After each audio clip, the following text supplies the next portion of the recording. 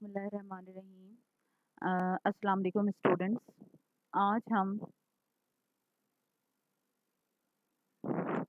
Second chapter start करेंगे जिसका नाम है ज़र या मनी।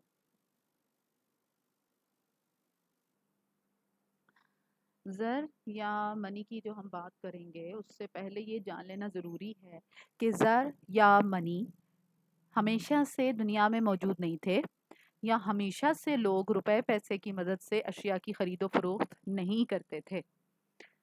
शुरू में आपको मालूम है कि इंसान जो है वो जंगलों और गारों में रहाइश पजीर था, ठीक है, और वो वहाँ से अपनी खुराक हासिल करता था, जैसा कि जंगली जानवरों का शिकार कर लेना या फल फ्रूट वगैरह का इस्तेमाल कर लेना। तो इससे वो अपना खाने की ज़रूरियात पूरी करता था।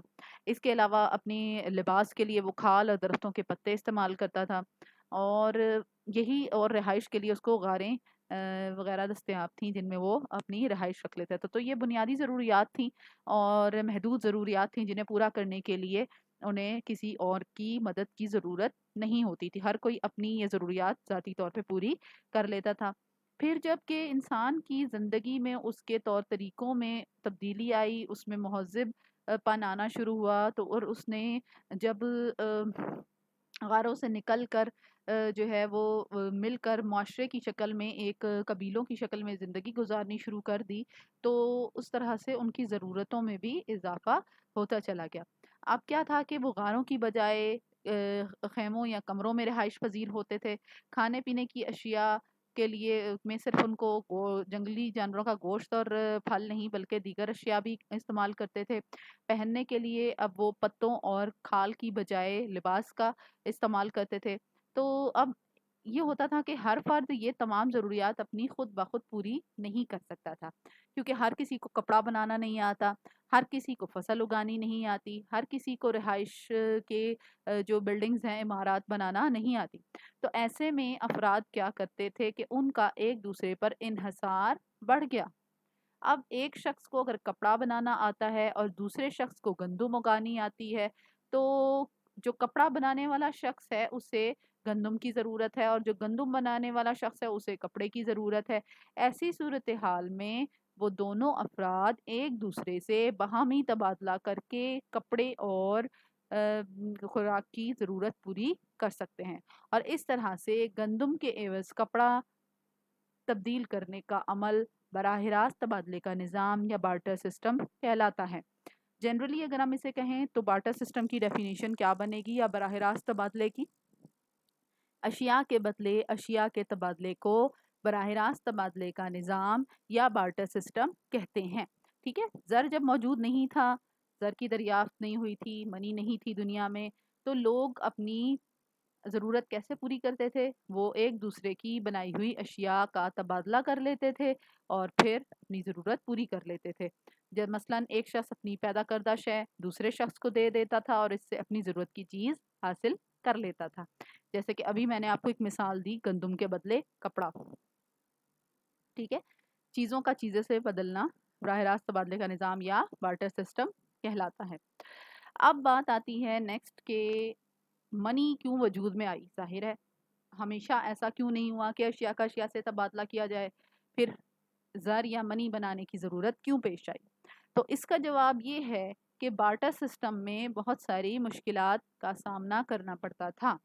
ठीक है, हमेशा इतनी आसानी से ये नहीं हो सकता कि आपको अपनी ज़रूरत की अशय देने के लिए वो शख्स मिल जाए जिसको आपकी चीज़ की ज़रूरत हो। ठीक है ना?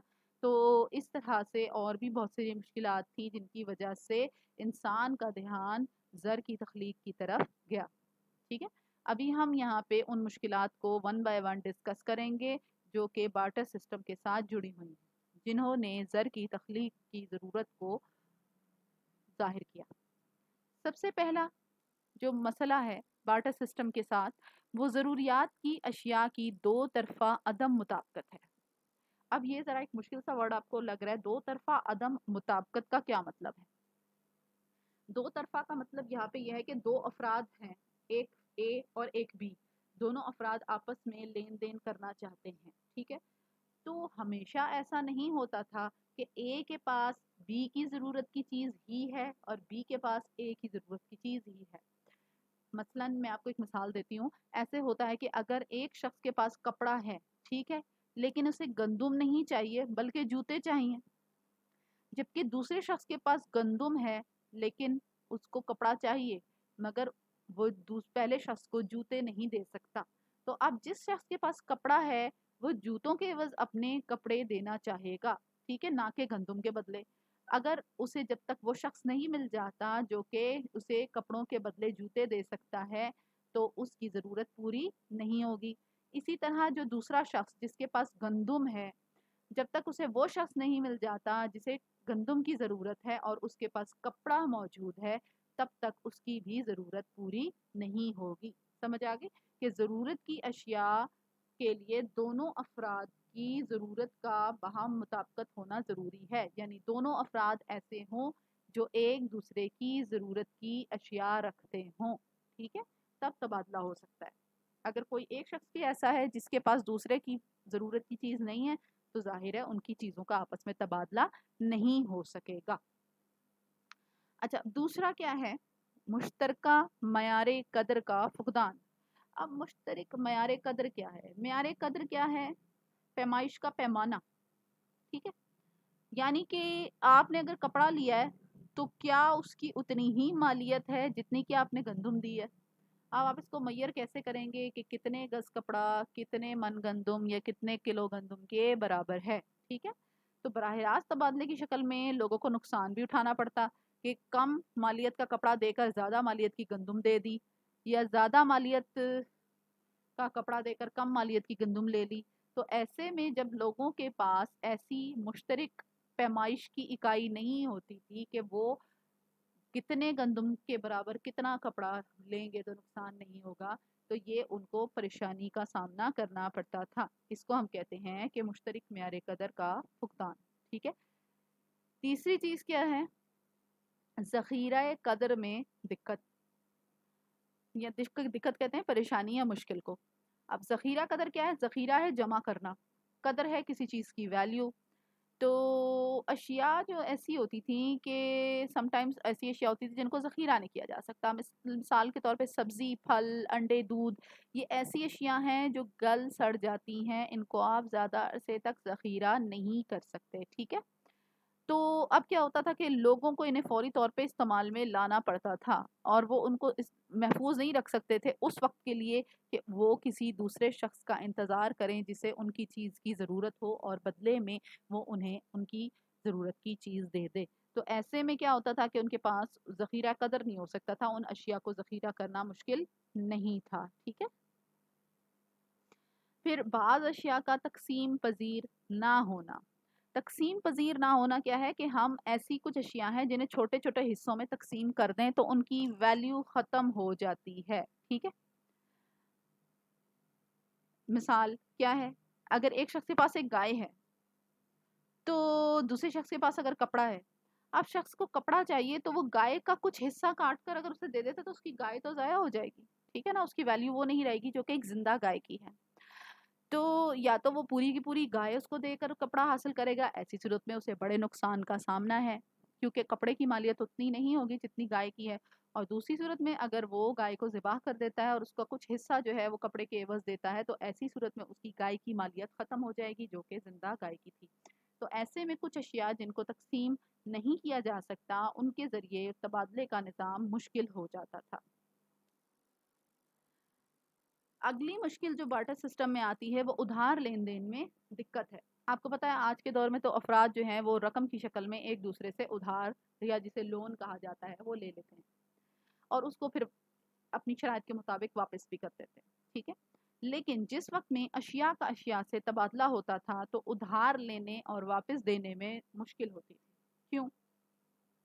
اس کی وجہ یہ ہے کہ ایک شخص کے پاس اگر گائے ہے اور دوسرے شخص نے اس سے ادھار لے لی، ٹھیک ہے، اب جب واپس کرے گا تو گائے کے بارے میں پھر کیسے آپ کر سکتے ہیں کہ سیم وہی گائے یا ویسی ہی شکل و صورت کی یا ویسے ہی رنگ کی ویسی ہی جسامت کی ویسی ہی صحت مند گائے آپ واپس کر سکیں گے یا نہیں؟ جب آپ واپس کریں گے تو اس کے اوپر بہت سارے اعتراضات اٹھیں گے، ٹھیک ہے. تو جو ادھار لین دین ہے اس میں بہت مشکل ہو جاتی تھی، بالکل وہی چیز واپس کرنا جیسی لی ہے مشکل ہو جاتا تھا، جس کی وجہ سے ناراضگی، تنازعات اور جھگڑے جنم لیتے تھے، ٹھیک ہے۔ نیکسٹ ہے دولت کی نقل پذیری میں مشکلات۔ اچھا آج کل تو کیا ہے، آپ کو پتا ہے کہ اے ٹی ایم کے ذریعے، چیک کے ذریعے اور جی کریڈٹ کارڈ کے ذریعے ہم کسی طریقے سے بھی رقم جو ہے وہ ٹرانسفر کر لیتے ہیں، ایک جگہ سے دوسری جگہ چلی جاتی ہے، کہیں بھی ہم اس کو استعمال کر لیتے ہیں۔ لیکن جن دور میں اشیاء کا اشیاء سے تبادلہ ہوتا تھا تو دولت کو ایک جگہ سے منتقل کرنا دوسری جگہ بہت مشکل ہوتا تھا، ٹھیک ہے۔ دولت اس وقت کیا تھی؟ روپیہ پیسہ تو نہیں تھا، کوائنس بھی نہیں تھے، نوٹ بھی نہیں تھے، چیک بھی نہیں تھے، تو کیا تھا؟ وہ دولت کیا تھی؟ اشیاء تھیں۔ یہ جو غلہ جیسے دال چاول سبزی وغیرہ وہ شامل تھیں، پھل تھے، ٹھیک ہے، مال مویشی تھے، مکانات تھے، دکانات تھیں۔ تو یہ اشیاء ایسی ہیں جن کو ایک جگہ سے دوسری جگہ لے جانے میں بہت زیادہ مشکل ہوتی تھی، کچھ چیزیں منتقل کرنا ناممکن تھا، کچھ کی منتقلی میں بہت مشکلات آتی تھیں یا خرچ بہت آتا تھا، تو اس وجہ سے ان کو دولت کو نقل پذیر کرنے میں مشکل ہوتا تھا۔ اگلا جو مسئلہ ہے بارٹر سسٹم کے ساتھ وہ خدمات کے معاوضوں کی ادائیگی میں دقت ہے۔ اب تو آپ کو میں نے پڑھایا نا، جیسے ہمارے پاس 4 عاملین پیدائش ہیں، زمین، سرمایہ، تنظیم اور محنت، اور اس کے ہم معاوضے ادا کر دیتے ہیں، اجرت، سود، اور کیا نام ہے، منافع اور لگان کی شکل میں۔ لیکن اس دور میں کیونکہ روپیہ پیسہ نہیں تھا تو خدمات کے معاوضے دینے میں مشکل ہو جاتی تھی۔ اب خدمات کیا ہے، مثال کے طور پہ اب کئی ایک ٹیچر ہے، اس نے جو ہے وہ کسی موچی کے بچوں کو پڑھایا ہے، ٹھیک ہے، تو بدلے میں اسے جوتے نہیں چاہیے، تو پھر وہ کس طرح سے معاوضے دے گا؟ اگر کسی نے بال نہیں کٹوانے ہیں تو اگر وہ کسی حجام یا ہیئر ڈریسر کے پاس کے لیے کوئی کام سر انجام دیتا ہے، اسے گندم دیتا ہے فار ایگزامپل، تو بدلے میں ضروری نہیں ہے کہ وہ اس سے اپنے بال کٹوائے جب اس کو ضرورت ہی نہیں ہے، تو پھر کس طرح سے معاوضہ دیا جا سکتا ہے، ٹھیک ہے۔ تو یا ایک وکیل جو ہے اگر وہ کسی موچی کے لیے کیس لڑ رہا ہے اور اسے جوتوں کی ضرورت نہیں ہے، تو پھر وہ کس قسم کس طرح سے معاوضہ اس کا ادا کر سکتا ہے، ٹھیک ہے۔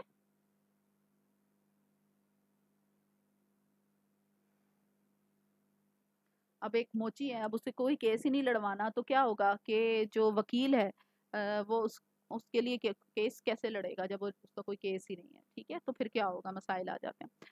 پھر جی سرکاری وصولیوں اور ادائیگیوں کے مسائل ہیں، جیسے گورنمنٹ ہے، تنخواہیں دیتی ہے گورنمنٹ، ٹھیک ہے، گورنمنٹ بھی ادھار لیتی دیتی ہے، اشیاء خریدتی بیچتی ہے، درآمدات برآمدات کرتی ہیں، تو وہ ساری چیزیں بہت مشکل ہو جاتی ہیں، تو گورنمنٹ کو بھی ادائیگیاں اور وصولیاں مشکل ہو جاتی ہیں، کیونکہ جو ضیاء پذیر اشیاء ان کا محفوظ کرنا مشکل ہے سوری، اور ان کو تقسیم کرنا مشکل ہے، تو اس وجہ سے اور یا پھر مشترک معیار قدر نہیں تھا، تو گورنمنٹ کو یہ پیمائش کرنا کہ کسی کو خدمات کا معاوضہ کتنا دینا ہے، کسی چیز کے بدلے میں کتنا کوئی چیز دوسری چیز ادا کرنی ہے، تو یہ چیز بھی مشکل ہو جاتی تھی۔ تو گورنمنٹ ٹیکس لے گی تو کس شکل میں لے گی، مطلب یہ سارے مسائل تھے ادائیگیوں اور وصولیوں کے جو سرکاری سطح پر بھی موجود تھے۔ ان تمام مشکلات کی بنیاد پہ یہ چیز لوگوں کے ذہن میں آئی کہ وہ کوئی ایک ایسی مشترک معیار قدر بنائیں جس سے تمام اشیاء کا تبادلہ آسان ہو سکے، لوگوں کی ضروریات پوری ہو سکیں، اور جو بارٹر سسٹم کی تمام تر مشکلات ہیں ان پر قابو پایا جا سکے۔ تو آج کا لیکچر ہمارا اتنا ہی ہے کہ آپ کو میں نے بارٹر سسٹم کے بارے میں بتایا اور اس کی مشکلات کے بارے میں بتایا۔ تو نیکسٹ ان مشکلات کی وجہ سے کیونکہ زر کا ارتقا ہوا تو ہم آگے زر کا ارتقا پڑھیں گے۔ اوکے، اللہ حافظ۔